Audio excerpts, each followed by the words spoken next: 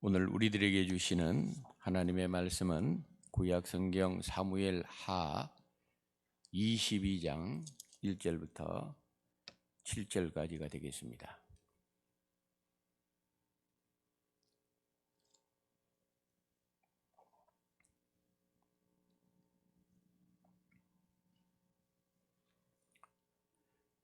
저와 여러분이 한 절씩 교독을 하겠습니다.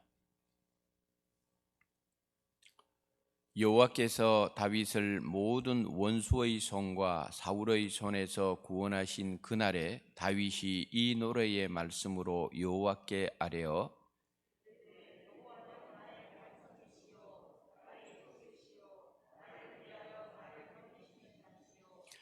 내가 피할 나의 반석의 하나님이시여 나의 방패시여 나의 구원의 뿌리시여 나의 높은 망대시여 그에게 피할 나의 피난처시여 나의 구원자시라 나를 폭력에서 구원하셨도다.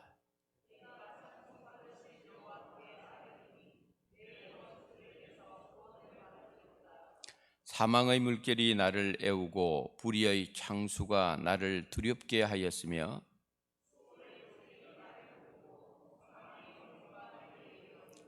다 같이 내가 환난 중에서 여호와께 아뢰며 나의 하나님께 아뢰었더니 그가 그의 성전에서 내 소리를 들으심이여 나의 부르짖음이 그의 귀에 들렸도다.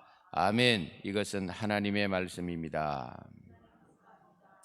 세월이 굉장히 빨리 지나가지요. 벌써 2020년 한 해에 분기점을 돌고 있는 그런 시간입니다. 금년에는 우리 모두가 코로나19로 인해 가지고 거기에 다 두려움에도 떨었고 조심하고 걱정하고 이렇게 시간을 보내다 보니까 벌써 6월을 맞이하게 되었습니다. 여전히 코로나19는 계속되고 있고 특별히 중남미 같은 경우는 하루에 8,000명씩 이렇게 생기고 어제 뉴스 보니까 전 세계적으로 600만 명이 넘었다고 할 정도로 여전히 진행되고 있는 질병이지만은 그럼에도 불구하고 우리가 돌아보니까 하나님께서 우리와 함께 해주셨고 돌아보니까 내가 살아온 걸음이 은총의 발자국이었고 돌아보니까 에베네셀 여호와께서 여기까지 도우셨도다. 할렐루야. 하나님께서 여기까지 도와주신 은혜에 우리가 매일매일 살고 있다는 것을 생각해 봅니다. 6월 한 달을 시작하면서 오늘 이 새벽에 나오신 여러분 찬송가 391장 우리가 불렀던 찬송가 가사 3절에 보면은 측량 못할 은혜로 채우시며 성령의 감화를 날마다 주신다 하는 가사가 있지요. 6월 한 달도 여러분의 삶 속에 측량 못할 하나님의 은혜, 날마다 성령에 감아주시는 하나님의 은혜가 여러분에게 충만하시기를 주님의 이름으로 축복합니다. 오늘 본문 1절에 보니까 이 사무엘하 22장이 쓰여진 배경이 기록이 되어 있습니다. 다윗이 모든 원수의 손과 사울의 손에서 구원하신 날에 이 22편의 내용을 썼다는 것을 고백하고 있습니다. 6월 월삭 새벽 기도회를 맞이하면서 그런 거로 우리가 오늘 함께 은혜를 나누고자 하는 제목은 다윗의 하나님, 나의 하나님입니다. 오늘 본문에 보니까 다윗이 먼저 이 찬양시를 통해서 다윗은 하나님을 나의 구원의 하나님, 이렇게 구원의 하나님 이렇게 고백하고 있음을 봅니다. 우리가 읽은 오늘 말씀에 보면은 그래서 이 다윗이 구원이라고 하는 표현을 여러 군데 쓰고 있는 것을 볼 수가 있습니다. 1절에도 보니까 사울의 손에서 구원하신 이렇게 되어 있고요. 3절에 보니까 나의 구원의 뿔, 나의 구원자, 나를 구원하셨도다 이렇게 표현을 하고 있고 4절로 넘어가니까 내 원수들에게서 구원을 이런 식으로 다윗이 구원을 계속적으로 고백하고 찬양하고 있는 것을 볼 수가 있습니다. 신구약을 비교해 볼 때에 이 구원에 관해서 구약에서는 구원관이 굉장히 실제적이고 현실적이고 바로 지금 오늘 내 삶 속에서 느껴지고 체험되어지고 보여지는 것이 구약에서 구원의 개념이요. 신약으로 넘어가면 이것이 보다 내세적인 개념으로 죽음 후의 구원 이런 문제로 많이 가지만은 구약에서는 지금 현실 속에서 내가 지금 하나님으로부터 해결받기를 원하는 문제, 도움받기를 원하는 문제, 또 하나님의 손에서 이 모든 문제가 풀려지기를 원하는 문제, 이게 다 구약에서는 구원이라고 구약의 백성들이 생각을 했습니다. 실제적으로 다윗은 일생을 많은 고난 가운데 있었던 대표적인 사람이다 하는 것을 성경이 말해주고 있습니다. 1절에도 보니까 모든 원수와 사울의 손 이런 표현이 쓰고 있지요. 우리도 살아가면서 좀 우리를 좀 섭섭하게 생각하는 사람도 있고 좀 마음이 안 맞는 사람도 있지만은 여러분들 원수라고 생각하는 사람들이 사실은 그렇게 많습니까? 그렇지는 않지요. 저거 내 원수다 할 정도로 할 사람 그렇게 많지는 않은데 이 다윗에게는 정말 원수라고 생각하는 사람들이 많이 있었단 말이에요. 그래서 우리가 시편을 읽어봐도 오늘 본문을 읽어봐도 다윗의 그 고백 속에 나의 모든 원수라고 하는 표현이 나오는 이유가 그만큼 다윗은 많은 고난 중에 있었던 인물이다 하는 것을 보여주고 있습니다. 좀 더 구체적으로 3절 하반절에 보니까 폭력이라고 하는 단어, 5절에 보니까 사망의 물결과 불의의 창수라고 하는 표현, 6절에 보니까 스월의 줄과 사망의 올무라고 되어 있고 7절에 보니까 환란이라고 표현되어 있는 것을 보면은 이 모든 이 용어들이 다윗의 실제적인 고난의 상황을 다 그런 식으로 표현을 하고 있는 것입니다. 그만큼 당시에 살아오면서 다윗이 겪었던 고난은 단순한 고난이 아니라 사망, 수월 이런 표현을 쓰는 것은 뭔가 생명의 위협을 받을 정도로 사느냐 죽느냐 할 정도의 위협을 받을 정도로 심각한 것들이었다 이렇게 우리가 이해를 할 수가 있는 것입니다. 도저히 자신의 힘으로 감당할 수 없는 그러한 유형의 고난을 많이 만났습니다마는 그 고난을 극복할 수 있었던 비결은 고난 가운데서도 함께 하셨고 고난 가운데서도 구원의 은혜를 베풀어 주신 하나님 때문이었다. 바로 이것을 오늘 다윗이 분명하게 고백을 하고 있는 것입니다.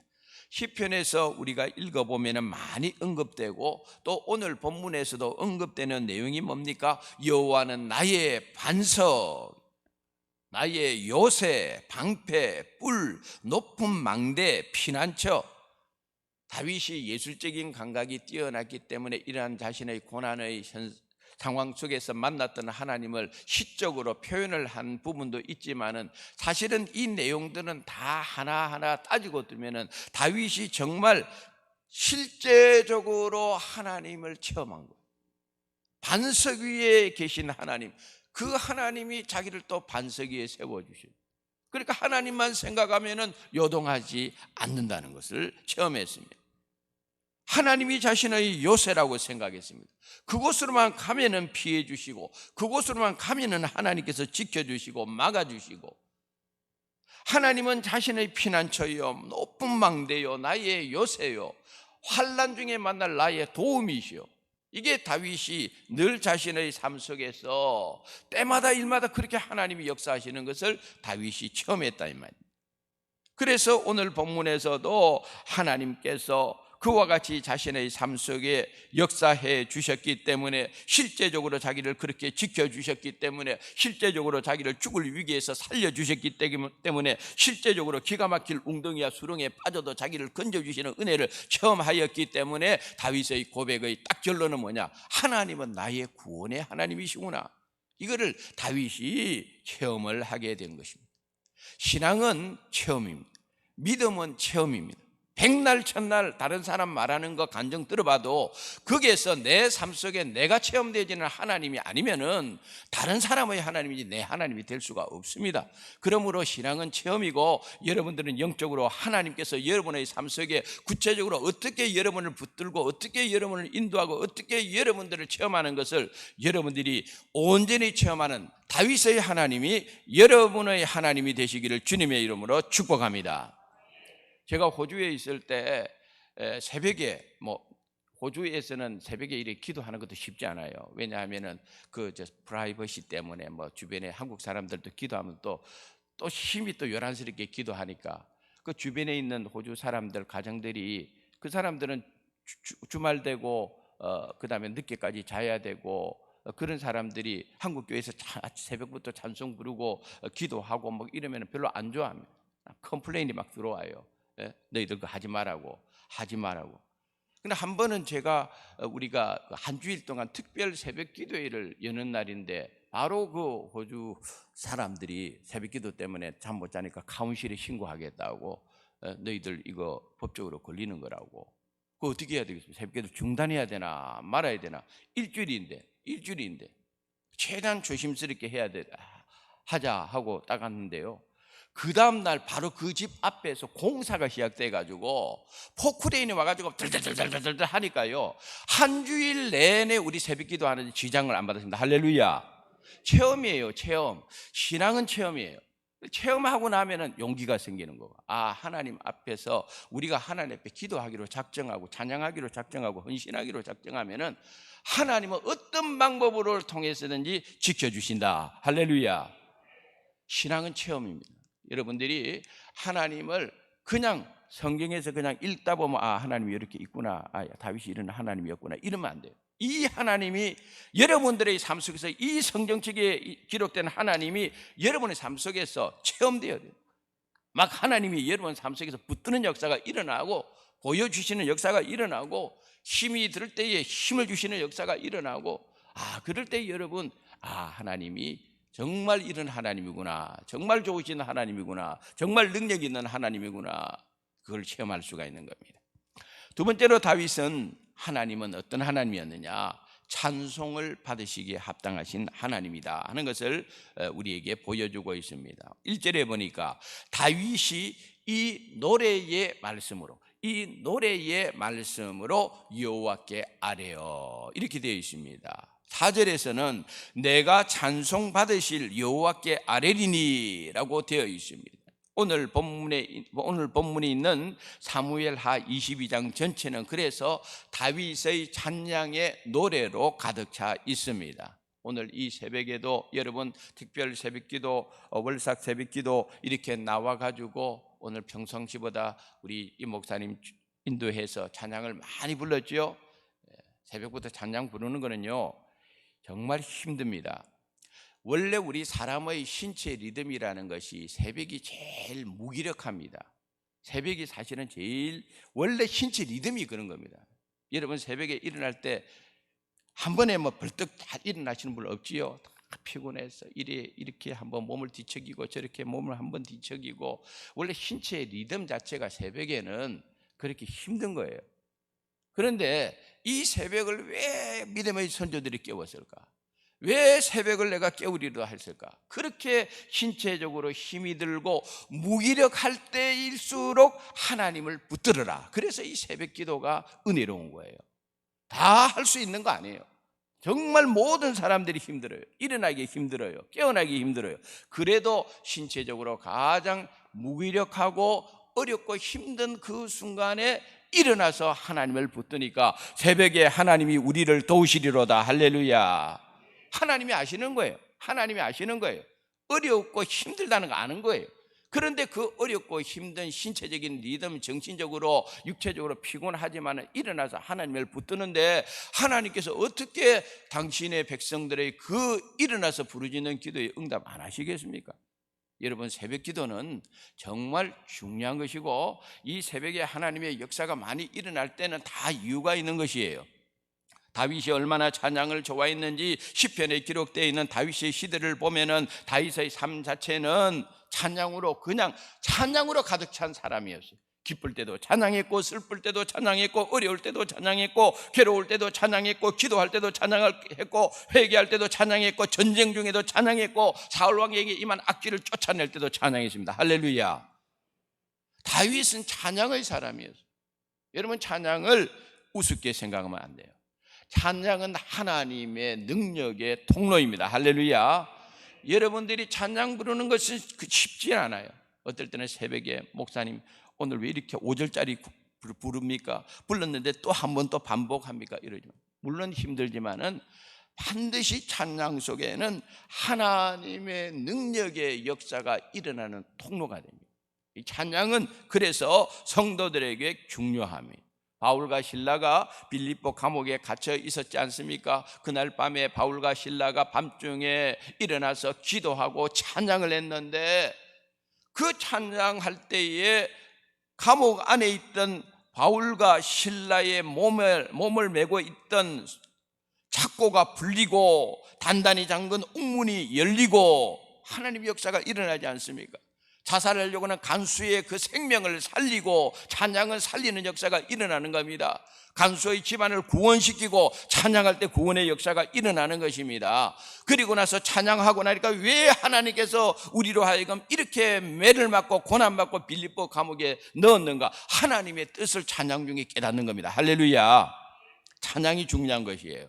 6월 한 달 동안도 다윗처럼 찬송 받으시기에 합당하신 하나님께 여러분 틈이 나면은 찬양할 때에 하나님께서 여러분 가운데 역사하시고, 이번 6월 한 달도 찬양 가운데서 하나님의 능력이 여러분의 삶 속에 풍성하게 부어지기를 축복합니다.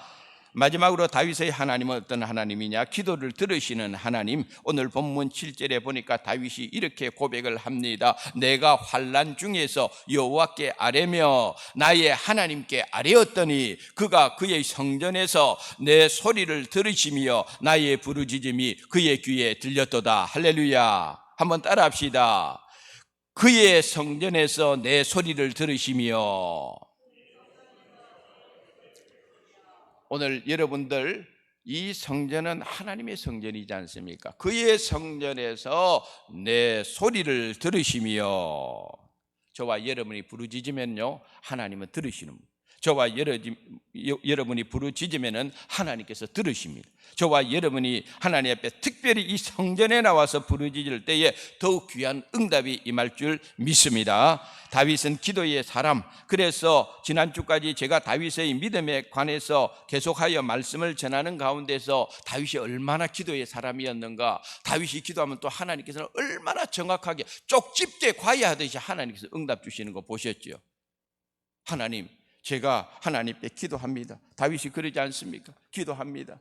제가 올라가리니까 하나님 응답 주십니다. 올라가라. 하나님, 저들을 제 손에 붙이시겠습니까? 내 손에 붙이리라. 할렐루야. 내가 따라가면 잡을 수 있겠습니까? 따라가라. 네가 잡을 수 있다. 하나님, 제가 잃어버린 걸 도로 찾을 수 있습니까? 하나님 말씀입니다. 다 도로 찾으리라. 할렐루야. 다윗은요, 얼마나 하나님의 기도를 하면 정확하게 응답 주시는지 몰라요. 여러분, 기도는 그래서 할 때 여러분 확신을 가져야 돼요. 정확하게 기도해야 돼요. 정확하게 기도해야 돼요. 그리고 정확하게 응답 주실 하나님을 여러분들이 사모하고 기도해야 됩니다. 여러분들은 기도할 뿐이고 응답은 하나님 손에 있는 거죠. 그거 여러분 고민할 필요가 없어요. 이 응답 주실까 말까, 들으실까 말까, 이런 고민할 필요 없어요. 여러분들은 그냥 믿고 기도하기만 하면 되는 거예요. 기도하면은 응답은 하나님의 손에 있습니다. 하나님께서는 다윗의 기도를 들어주셨을 뿐만 아니라 성경에 나타난 많은 믿음의 선조들의 그 간절한 기도에 하나님께서 다 응답 주시지 않습니까? 그래서 이 성경은 기도의 교과서. 아무리 여러분 세월이 지나더라도 기도의 중요성을 약화시킬 수가 없어요. 오늘날 많은 성도들이 기도하지 않아도 잘 먹고 잘 산다고 생각하는데요, 그 사탄이 주는 그게 넘어가는 거예요. 기도라고 하는 것은 주님 오시는 그날까지 악자까지 주의 이름을 붙들고 기도해야 됩니다. 기도하고, 그럴 때 하나님께서 여러분들 기도하는 가운데서 여러분에게 응답 주시고, 기도하는 가운데서 여러분의 영혼을 강건케 붙들어 주시고, 기도하는 가운데서 여러분의 삶 속에 하나님께서 구체적으로 이런 모습으로 저런 모습으로 응답 주시고 인도해 주시는 것입니다. 6월 한 달 동안도 다윗의 하나님이 저와 여러분의 하나님이 되셔서 때마다 일마다 그리고 저와 여러분이 어떤 상황에 있든지 우리를 든든히 지켜주시고 우리의 찬양을 받으시고 우리의 기도에 풍성한 응답을 주시는 복된 6월 한 달이 될 수 있기를 주님의 이름으로 축원합니다.